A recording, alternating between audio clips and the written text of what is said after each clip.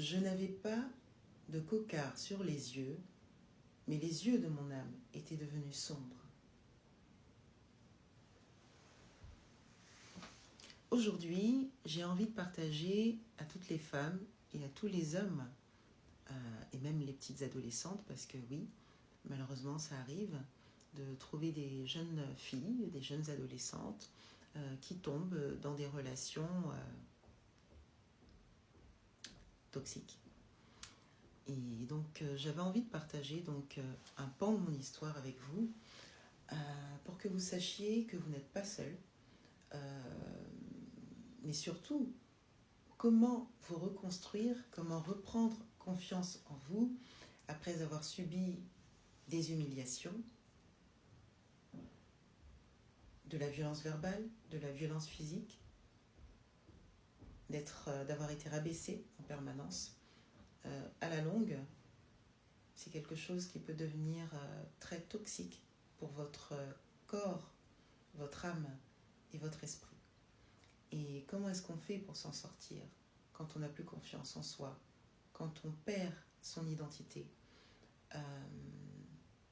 quand on ne sait plus qui on est et quand on n'est plus que l'ombre de soi-même. Alors aujourd'hui, je vous partage donc, comme je disais tout à l'heure, un pan de mon histoire pour que vous compreniez qu'il est possible de reprendre confiance en soi, de se reconstruire après une relation toxique. Alors, donc, je vous disais, j'allais vous raconter, donc à cœur ouvert, un pan de l'histoire. Ça n'a pas été facile comme décision, mais je me suis dit que ça pouvait vraiment aider les personnes, une femme, un homme, un jeune adolescent ou une jeune adolescente qui est en train de vivre en ce moment même ce type de relation que j'ai vécu pendant près de 20 ans. Je me suis retrouvée avec un homme que j'ai rencontré à l'âge de 18 ans. J'étais encore en études. Au fil de l'eau, nous nous sommes construits tous les deux avec ce qu'on avait, avec les ressources qu'on avait et avec de l'amour. Enfin, c'est ce que je croyais. Et puis, au fil de l'eau, il est devenu possessif.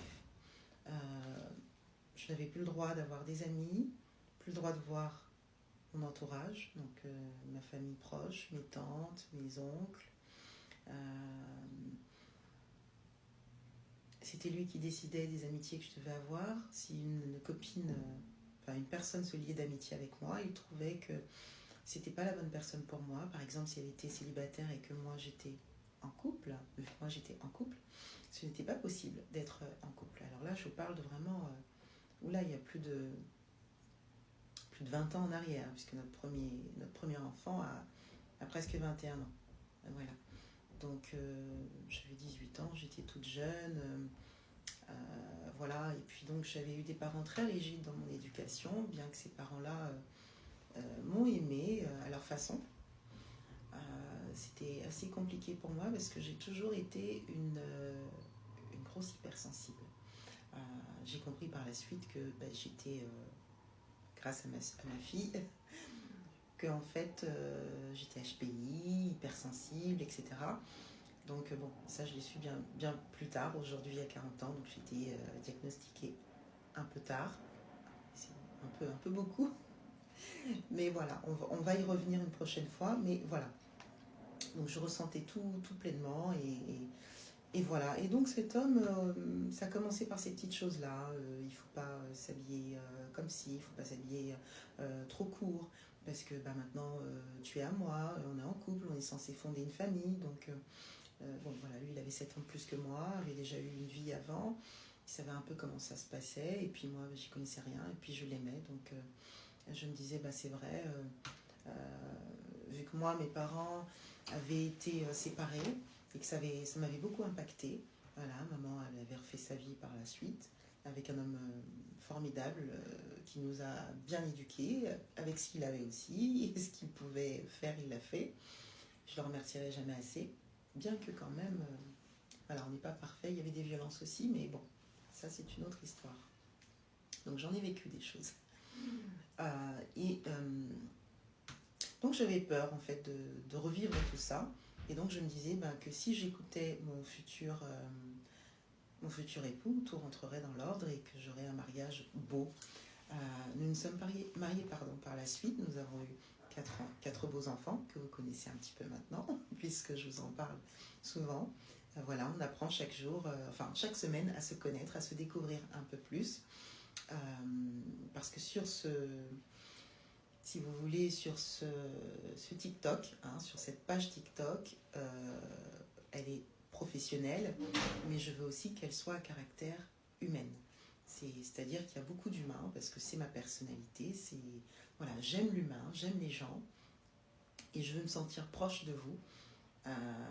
Voilà, je veux vraiment qu'il n'y ait pas de sujet tabou, toujours dans le respect, mais voilà, qu'on soit assez proche, et pour ça, il faut que les gens ils apprennent à vous connaître.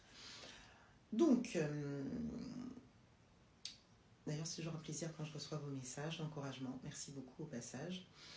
Donc voilà, donc je me disais, écoute, jeune fille, si tu l'écoutes, si tu lui montres que tu l'aimes vraiment, par l'attention que tu lui donnes, par l'obéissance, puisque en plus je suis d'origine africaine, précisément de la Côte d'Ivoire, donc en Afrique, eh bien il faut écouter. Lui était né là-bas, moi ici, lui est né là-bas et moi ici, mais voilà, j'ai grandi avec les deux cultures, donc ça me dérangeait certainement pas, et j'ai toujours pensé que le 50-50, ce n'était pas le top. Et que les hommes doivent remplir leur rôle et les femmes aussi. En revanche, j'ai toujours pensé qu'une femme devait être indépendante, mais pas comme on le voit aujourd'hui.